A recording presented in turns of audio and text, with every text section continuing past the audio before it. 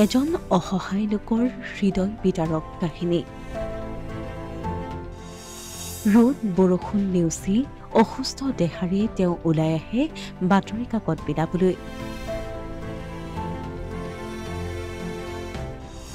অসুস্থ লোকজনে এতিয়া বিচাৰিছে ৰাইজৰ পৰা সহায়।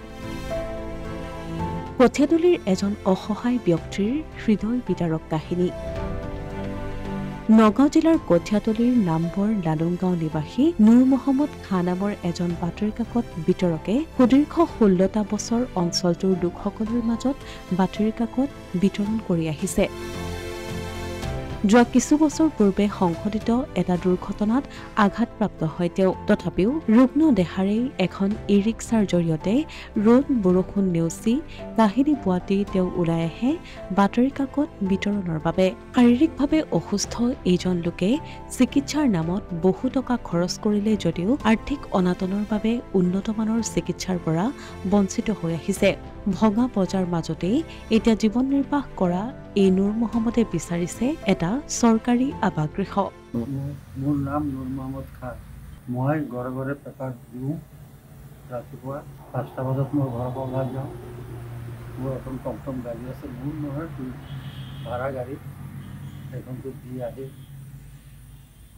বেছি নহয় 28টামান পেপাৰ আছে, দি আহোঁ। অসুস্থ গাৰে মই ডিষ্ট্ৰিবিউট কৰি দিওঁ, ৰাইজে ঘৰে ঘৰে গৈ দি আহি আজি পেপাৰ দিয়া হৈ গ'ল আজি 16 বছৰ পৰা কৰি আছোঁ। মোৰ ঘৰৰ পৰা আহি মই চাইকেলৰ পৰা পৰি মোৰ ভৰি এটা নষ্ট হৈ গ'ল। সেইটো এতিয়া পহিলা লকডাউনৰ পৰা 2 তাৰিখৰ পৰা লাগিছিল নেকি, এপ্ৰিল মাহৰ 1 তাৰিখে মোৰ এক্সিডেণ্ট। তাৰপিছতে এনেকৈ অৱস্থাতে চলি আছোঁ, উপায় নাই, কি কৰিম। এতিয়া আপুনি টমটমত দিয়ে পেপাৰ? আচ্ছা, টমটমত গৈ পেলাই পেপাৰ দিওঁ, দি আহি 1 ঘণ্টা 1.5 ঘণ্টামান লাগে, 1 ঘণ্টামান লাগে আৰু। তাৰপিছত মোক তেওঁ নমাই দিয়ে, তেওঁ নিজৰ কামতে তেওঁ যায়গৈ, মই ঘৰলৈ গুচি আহোঁ। এতিয়া আপুনি পেপাৰ বিক্ৰী কৰি আপোনাৰ পৰিয়ালটো পোহপাল হয় নেকি? মই পেপাৰ কৰি আছোঁ, মোৰ পৰিয়াল নচলে, তথাপিও কষ্ট হৈ চলি আছোঁ আৰু। মোৰ এজনী সৰু ছোৱালী আছে, বিয়া হোৱা ছোৱালী, তেওঁ সেই ছোৱালীজনী আমাক মানে সহায় কৰে।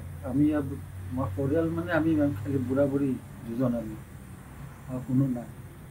আপোনাৰ এই যে কৰ্মত কৰি আছে, আপুনি যিটো পইচা পায় সেইটো পৰিয়াল চলাব পাৰেনে? যিটো পইচা পাওঁ পেপাৰত, সেইটো পইচা মোৰ পৰিয়াল নচলে। এই মোৰ সৰু ছোৱালীজনীয়ে মোক সহায় কৰে। আৰু আপুনি এনে ঘৰ পাইছে নেকি চৰকাৰী?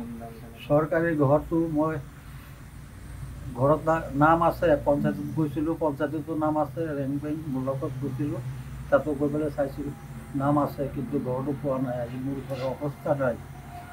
আপোনাৰ অসুবিধা হয় বিশেষকৈ চলিব অসুবিধা হয়? চলিবলৈ মোৰ বহুত অসুবিধা। চৰকাৰলৈ কিবা অনুৰোধ জনাব? চৰকাৰলৈ মই অনুৰোধ জনাইছোঁ, যদি কিবা সহায় কৰিব পাৰে তো চৰকাৰে মোক সহায় কৰক। যোৱা 2 দিন পূৰ্বে ব্যক্তিজনৰ এই কৰ্মৰ বাবে কঠীয়াতলী ব্ৰিজ ক্লাবৰ তৰফৰ পৰা বিপুল সম্বৰ্ধনা জনোৱা হৈছিল তেওঁক।